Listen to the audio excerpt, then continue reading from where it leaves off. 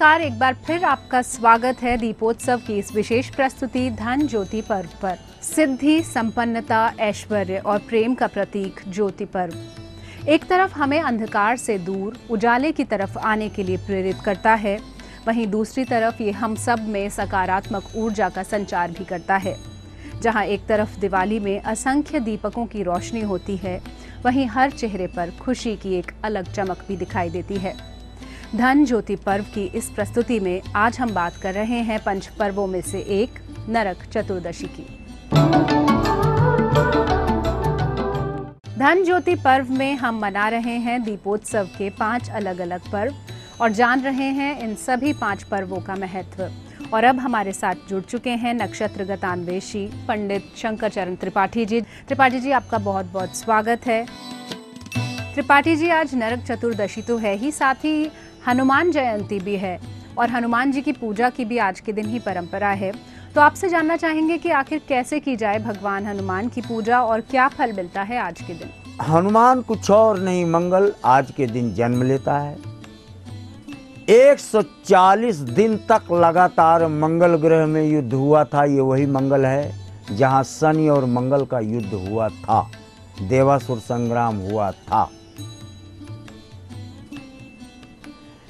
इससे तब से यह परंपरा पड़ी है कि यमराज मृत्यु लोक में कालिंदी से मिलने के निमित्त अपने पुत्रों और अपने समस्त सिपाहियों के साथ नरक को बिल्कुल खाली कर देता है और नरक प्रज्वलित अवस्था को प्राप्त हो जाता है। हनुमान के आगमन मात्र से वहां पर आर्तनाद से कराहते हुए प्राणियों का उद्धार आज के दिन हो जाता है। दीपोत्सव पर ही नववर्ष भी आरंभ होता है और कल हमने बात की थी पहली 4 राशियों पर कैसा रहेगा इस साल का प्रभाव, और अब हम बात करेंगे अगली 4 राशियों के लिए कैसा रहेगा ये साल। तो शुरुआत करते हैं सिंह राशि के साथ। तृतीयस्थो पिंगले गे पराक्रमो दृढ़ निश्चय। तृतीय भाव में शनि आ जाए तो पराक्रम, उत्साह और दृढ़ता, दृढ़ इच्छा शक्ति अपनी बलवती स्थिति को प्राप्त रहती है वर्ष पर्यंत। इसलिए सिंह राशि वाले जातक जो वाणिज्य कार्य में रत हैं, उनको आनंद की अवस्था इस कालखंड में पूरे वर्ष देखी जाती है। हाँ, सिंह राशि का एक ही माइनस पॉइंट, नकारात्मक बिंदु मिलता है कि ये अत्यधिक उत्साह में घमंड या दर्प के वशीभूत होकर सहसा कोई ऐसा कार्य कर बैठे जिससे कुंठाग्रस्त हो कुछ कालखंड के लिए, ऐसा देखा जाता है जी। और अब कन्या राशि वालों के लिए कैसा होगा, आइए जानते हैं। कन्या राशि का जातक चिंतन बहुत बड़े बड़े करता है इस वर्ष, योजनाएं बहुत बड़ी बड़ी करता है, बड़ी बड़ी योजनाओं में इन्वेस्ट करने की सोचता है।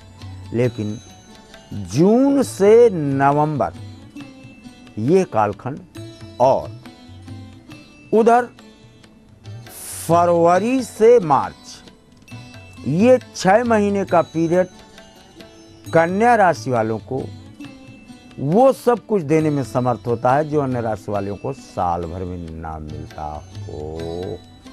तुला राशि के लिए कैसा रहेगा दीपोत्सव पर शुरू होने वाला ये नववर्ष, आइए जान लेते हैं।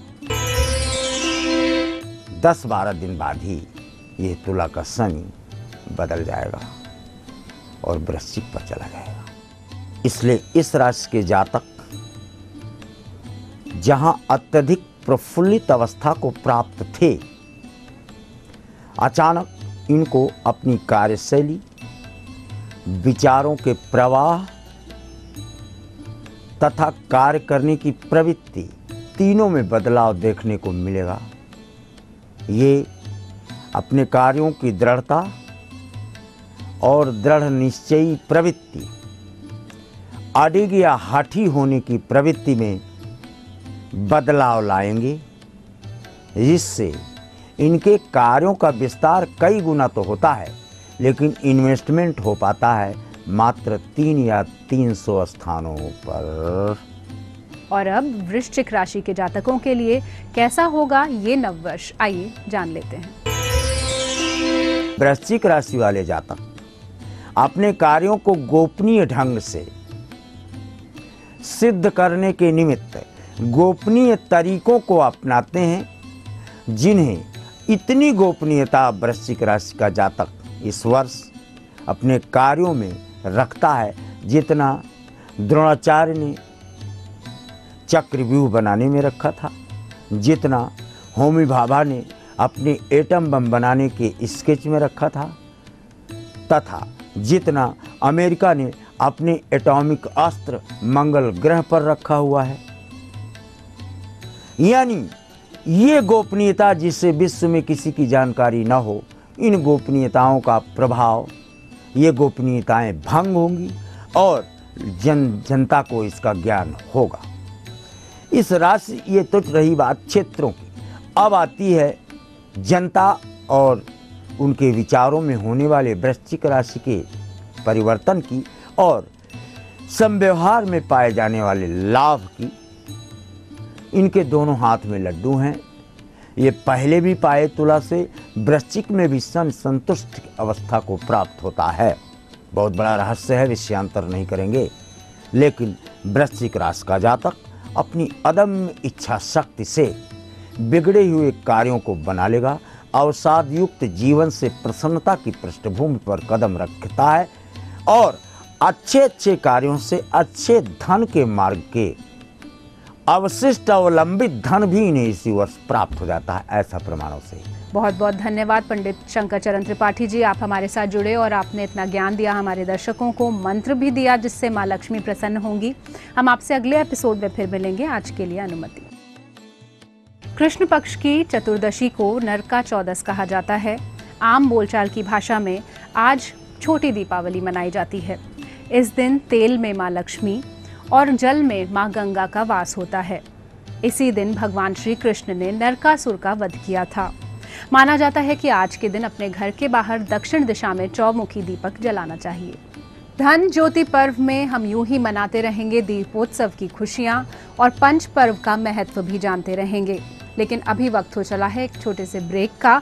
ब्रेक के बाद हमारे साथ जुड़ेंगे पंडित गिरिजा शंकर शास्त्री, जो आपको बताएंगे नरक चतुर्दशी का महत्व और पूजन की विधि।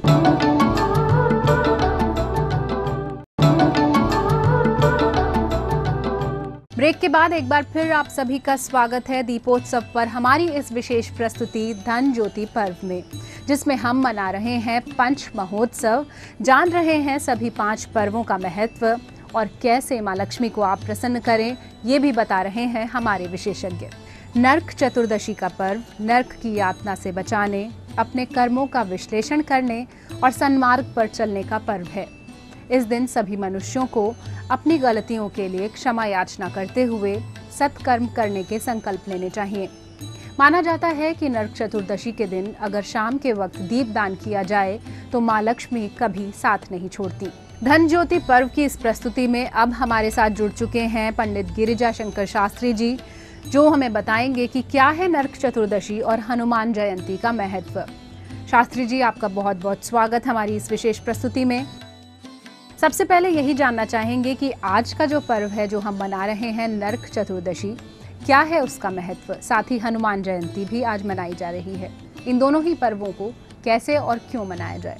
धन्वंतरी जयंती के बाद जो दूसरा प्रमुख पर्व है वो है नरक चतुर्दशी। इसी को दिन हनुमत जयंती भी मनाई जाती है। हनुमान जी का भी प्राकट्य इस दिन हुआ था, तो हनुमान जी का प्रातः दर्शन करना चाहिए, पूजन करना चाहिए। यथासंभव हनुमान जी के लिए स्तोत्र पाठ, मंत्र जप इत्यादि मंगलकारी होता है। तो नरकासुर का वध होने के कारण नरक चतुर्दशी है। इस दिन लोग घर से बाहर यमराज की प्रसन्नता के लिए एक दीपक जलाते हैं, और जो दीप जलाई जाती है वह जहाँ कूड़े करकट भी हैं, या कहें कि जिसको घूर कहते हैं, उस घूर के पास में भी आज उसका दिन होता है, वहाँ दीपक जलाई जाती है। सर्वत्र तो गंदगी को दूर करके, सफाई करके स्वच्छ वातावरण में दीपक जले, लेकिन घर से बाहर चतुष्पथ पर अथवा घूर के पास भी एक दीपक जलाई जाती है।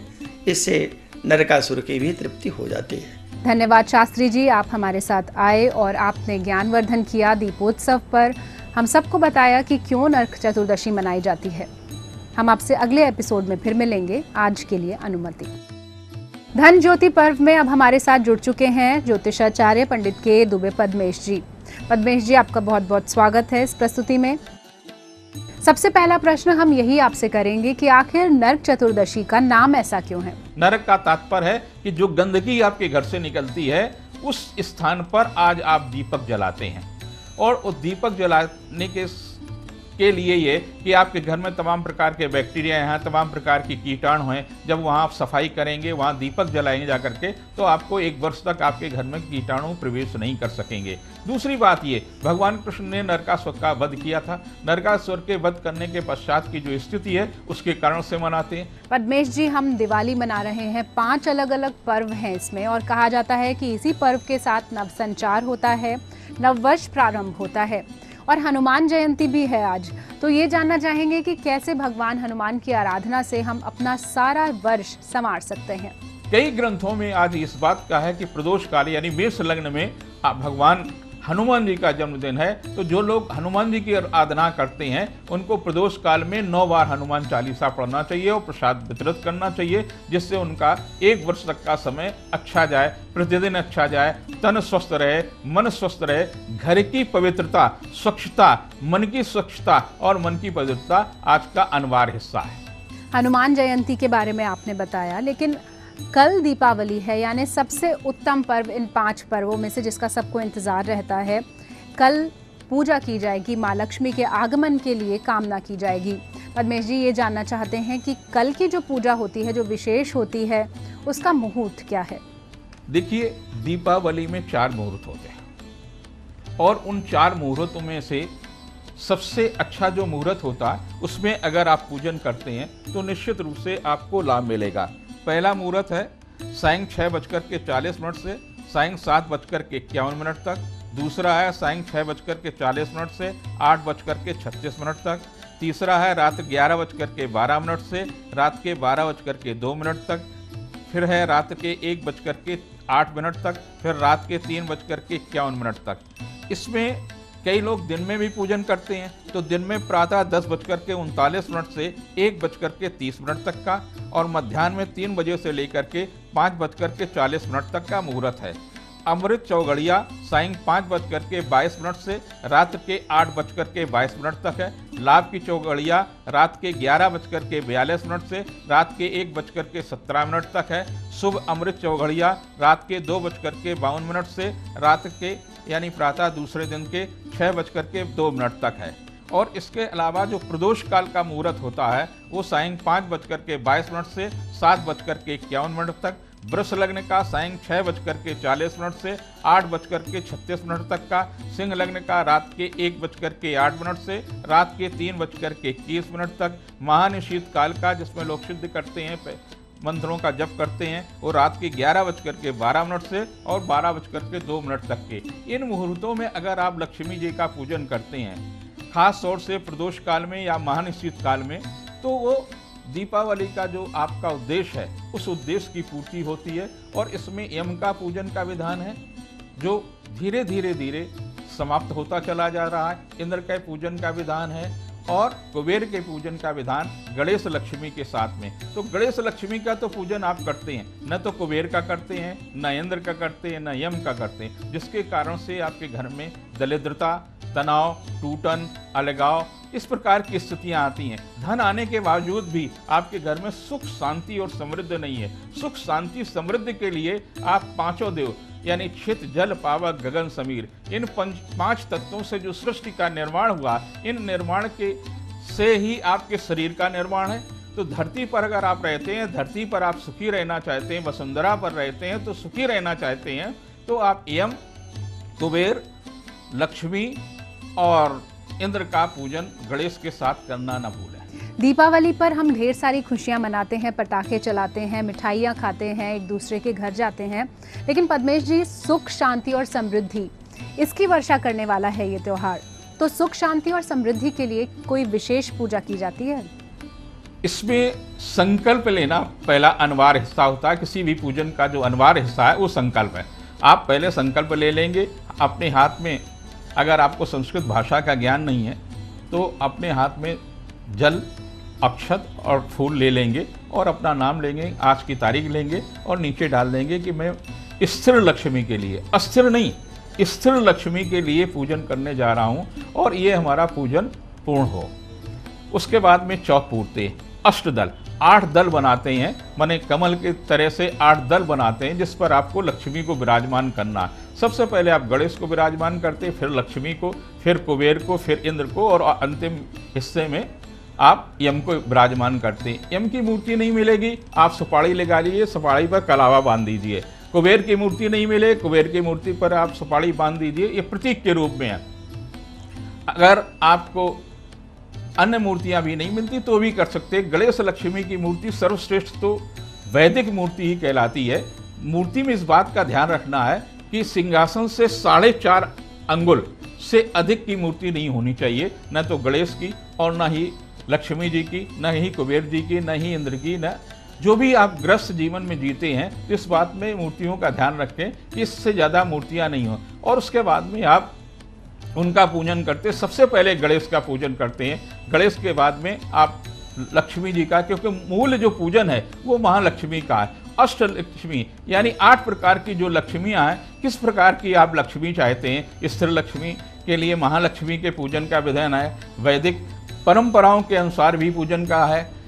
इसमें प्रदोष काल का विशेष ध्यान रखा जाता है कि प्रदोष काल में आप पूजन करते और उनके सामने दीपक की पंक्तियां रख देते हैं, आप उनका विधिवत पूजन करते हैं। पूजन करने के बाद में आरती करते हैं और उसके प्रायश्चित करते हैं। पुष्पांजलि अर्पित करने के बाद में दीप जलाते हैं, आरती करते हैं और प्रसाद वितरण करते हैं। प्रसाद में खील बहुत अनिवार्य हिस्सा है। खील है, जो भी मौसम के फल हैं उनको अर्पित करते हैं, जो भी आपके पास पैसे हैं, सिक्के हैं। और महानिशीत काल में यंत्रों का पूजन है, यानी कुबेर का यंत्र, इंद्र का यंत्र और यम का यंत्र, इसके अलावा मालव कवच और वेदांत कवच के पूजन का विधान है, उनको रखते हैं और महानिशीत काल में उनको सिद्ध करते हैं। इस प्रकार से आप करते हैं तो निश्चित रूप से आपका लाभ मिलेगा। 15 अक्षर का मंत्र है जो कि मार्कंडेय ऋषि ने लिखा है कि अगर महालक्ष्मी को स्थिर रूप से चाहते हैं, धन, सुख, शांति और समृद्धि चाहते हैं तो इस मंत्र का जब रात में महानिशीत काल में अवश्य करें।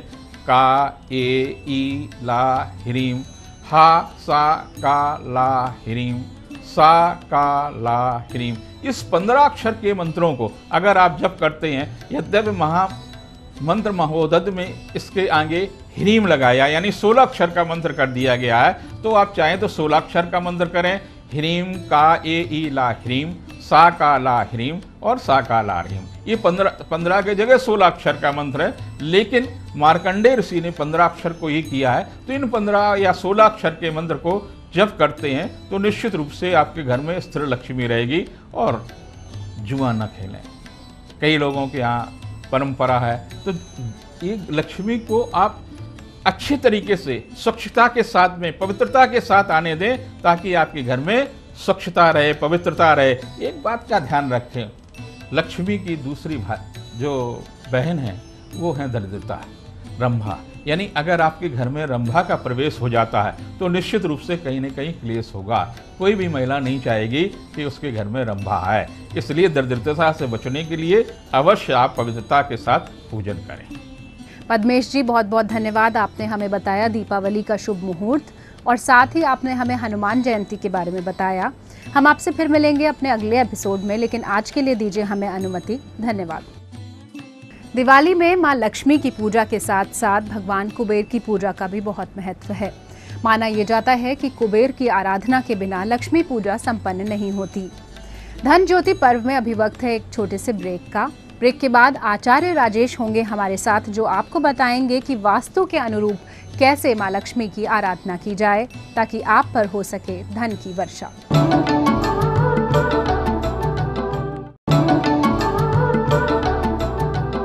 ब्रेक के बाद एक बार फिर आप सबका स्वागत है हमारी इस विशेष प्रस्तुति धन ज्योति पर्व में। छोटी दिवाली यानी नरक चतुर्दशी के साथ ही दीपावली का उत्साह लगातार बढ़ता जाता है। आज के दिन माना जाता है पूजा करने से अकाल मृत्यु को भी टाला जा सकता है। आज की इस प्रस्तुति में अब हमारे साथ जुड़ चुके हैं आचार्य राजेश जी। आचार्य राजेश जी, आपका बहुत बहुत स्वागत है इस दीपोत्सव पर विशेष प्रस्तुति में। नमस्कार। सबसे पहले यही जानना चाहेंगे कि नरक चतुर्दशी पर जो सायंकाल का पूजन होता है उसका क्या महत्व है? नरक चतुर्दशी के दिन विशेष रूप से जो पूजन की जाती है वह पूजन होता है यम का पूजन। यम के पूजन की विधि तो कल हमने उसकी चर्चा की, लेकिन आज सायंकाल को एक छोटा सा उपाय किया जाता है। यदि आपके घर में कहीं कोई रोगी हैं, गंभीर रोग लगातार चले आ रहे हैं, एक व्यक्ति ठीक होता है, दूसरा व्यक्ति अस्वस्थ हो जाता है, त्वचा से संबंधित रोग व्यक्ति को लगे हुए हैं, इनके लिए आज विशेष रूप से तेल के दान का महत्व होता है। यम के लिए दीप दान किया जाता है, शनि के लिए इसमें तेल का दान किया जाता है। जब भी कोई रोग आता है वह तो प्रकृति से संबंधित ही आता है और शनि के कारण आता है। आप थोड़ा सा तेल घर से लेकर निकल लें और उसको जहाँ भी जो दीपक खाली आसपास आपके आस पड़ोस में है उस दीपक में वो तेल डालाएं। ऐसा करने से शनि से संबंधित दोष भी समाप्त होते हैं, शनि से संबंधित रोग भी समाप्त होते हैं और घर में जो लंबे समय से रोग चले आ रहे होते हैं इन रोगों की भी इसमें निवृत्ति होती है। बस यही विधान आज के दिन सायंकाल विशेष रूप से किया जाता है। दीपोत्सव पर हम सब पूजा तो करते ही हैं, साथ ही रोशनी से घर को सजाते हैं और असंख्य दीपक भी इस दिन जलाए जाते हैं। आचार्य जी, आपसे ये जानना चाहेंगे कि क्या वास्तु के हिसाब से होने वाली पूजा के साथ साथ क्या सही ढंग से दीपकों की कतार लगाने का भी कोई तरीका है? पहले जो दीपक हैं विषम संख्याओं में अर्थात ऑड नंबर्स में दीपक की लो घर के बाहर की तरफ होती है, जो बाहर सजाए जाते हैं, पर उसी समय में अंदर भी दीपक लगाए जाते हैं जिनकी लो घर में अंदर की तरफ होती है। जो हमारा गेट है उसकी तरफ उसकी लो को रखा जाता है। अर्थात बाहर जो दीपक होंगे, लाइन से जो दीपक लगाए जाते हैं वह दीपक होते हैं घर के बाहर की तरफ, और घर के अंदर की तरफ जो दीपक होते हैं वह चारों कोनों में ऐसे लगाए जाते हैं कि कोने का सेंटर उन्हें दिखाई दे। अर्थात एक दूसरे की तरफ इस तरह से लो होती है कि एक चौकोर का बीच में हिस्सा इसमें दिखाई देता है। इस तरह से आप दीपक के माध्यम से वास्तु दोष भी दूर कर सकते हैं। लक्ष्मी का आगमन भी इस प्रकार से हो जाता है। और इस बात का ध्यान रखा जाए कि जब भी दीपक लगाया जाए तो सिर से ऊपर दीपक सिर्फ मंदिर में लगाया जाता है, घर में उस प्रकार के दीपक को नहीं लगाया जाता है। जो भी दीपक लगाएं आप अपने सिर से नीचे ही लगाएं, बेहतर होगा। दीपावली पर हर कोई अपने घर में समृद्धि ऐश्वर्य की वर्षा चाहता है और माँ लक्ष्मी की आराधना करता है। आचार्य जी, आपसे जानना चाहेंगे कि क्या दर्शकों को कोई समृद्धि टिप्स मिल सकते हैं जिनसे माँ लक्ष्मी की धन वर्षा हो? आज हम टिप्स की दो बातें करेंगे। एक तो दोष घर में होता है जिसके कारण हम पनप ही नहीं पाते हैं, लाख कोशिश करने के बावजूद भी हमारी उन्नति नहीं होती है। उसके लिए एक छोटा सा टिप्स है जो रात को 12 बजे किया जाता है। 1.25 किलो चावल उबाले जाते हैं। इन चावलों को उबालने के बाद एक पत्तल के ऊपर, जो पत्तल सिर्फ पत्तों का ही बना होना चाहिए, आजकल इसकी पत्तलें जो आती हैं बांस की बनी हुई भी आती हैं, कागज़ की बनी हुई भी आती हैं, उनका इस्तेमाल नहीं करना है। सिर्फ जो पत्ते हैं उन्हीं की पत्तल बनाई जाए, उस पर सीधा सीधा इसको चावलों को रख दी जाए। इसके ऊपर घी और चीनी डाल दी जाती है। एक दीपक इसमें प्रज्वलित कर दिया जाता है। जो भी आपके इष्ट देव होते हैं हम उनका इष्ट देव का मंत्र का जाप करते हुए उसकी 8 बार परिक्रमा करते हैं। और जो भी घर में दोष बना हुआ है इस दोष की निवृत्ति के लिए और शांति के लिए उनसे प्रार्थना करते हैं। सभी चावलों को इकट्ठा करके लाल एक पोटली रहती है उसमें लेकर घर के बाहर रख देते हैं।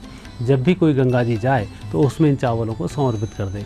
ऐसा करने से घर की अलावलाएँ शांत होती हैं, घर में सुख समृद्धि की प्राप्ति होती है। दूसरा एक उपाय ये किया जाता है जो लक्ष्मी के आगमन के लिए होता है। इसमें घर में कलश की स्थापना की जाती है। इस समय में लक्ष्मी चूँकि अकेली होती हैं, जब देवउठनी एकादशी आती है तब लक्ष्मी और भगवान का मिलन होता है और लक्ष्मी आपके यहाँ पूर्ण रूप से विराजमान होती है। तो यह विधि आज के दिन और छोटी दीपावली के दिन दोनों दिन इस विधि को किया जाता है। इसमें कलश स्थापना करते हैं उत्तर दिशा में। उस कलश के अंदर एक सिक्का होता है, एक सुपारी होती है, मोली बंदी होती है, एक नारियल होता है। जो नारियल में उसकी जटाएं होती अपनी तरफ होती हैं, उसका सिर होता है बाहर की तरफ होता है, अर्थात उत्तर दिशा में होता है। इस प्रकार से एक कलश को आप उत्तर दिशा में स्थापित करते हैं और यही प्रक्रिया दोहरानी होती है जब देव उठते हैं उस दिन। इस प्रकार से 2 दिन कलश रखने से पूरे वर्ष भर लक्ष्मी की कमी घर में नहीं होती है। आचार्य जी, आप हमारी इस विशेष प्रस्तुति में हमारे साथ रहे, साथ ही आपने किया ज्ञानवर्धन, हमें दिए टिप्स। आज के इस एपिसोड में हम आपसे लेंगे अनुमति, लेकिन अगले एपिसोड में फिर आपसे मिलेंगे। धन्यवाद। धन्यवाद। दीपोत्सव के पंच महापर्व के हर पर्व का अपना अलग महत्व है। नरक चतुर्दशी के दिन भगवान कुबेर की पूजा करने वाले के बारे में कहा जाता है कि उसे आजीवन धन की किल्लत कभी नहीं होती है। आज हमने जाना क्या है हनुमान जयंती का महत्व और कैसे मां लक्ष्मी आपके घर में पधारेंगी। आज इस एपिसोड में दीजिए हमें अनुमति, लेकिन दीपोत्सव पर ये उत्सव यूं ही चलता रहेगा और हम आपको बताते रहेंगे इन 5 पर्वों का महत्व। दीजिए हमारी पूरी टीम को इजाजत। नमस्कार।